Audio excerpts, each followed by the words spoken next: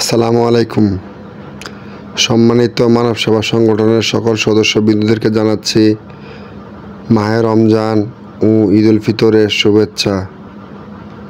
আপনারা যারা মানব সেবা সংগঠনের পক্ষে কাজ করতে চান, সদস্য হতে চান, তারা আমাদের সাথে অবশ্যই যোগাযোগ করবেন। আমরা মানব সেবা সংগঠনের পক্ষ থেকে আপনাদেরকে সকল ধরনের সহযোগিতা করব ও আমাদের যারা সদস্য আছে তাদেরকে প্রত্যেক সদস্যকে একটি করে ঘর আমরা কিস্তির মাধ্যমে দিব। যাদের থাকার জায়গা নেই, যাদের গরিব অসহায় যারা আছে তাদেরকে লোনের ব্যবস্থা করে দেব। যারা অসুস্থ তাদেরকে আমরা চিকিৎসার ব্যবস্থা করব ও যারা আমাদের সদস্য হবে তাদেরকে আমরা আর্থিকভাবে সহযোগিতা করব।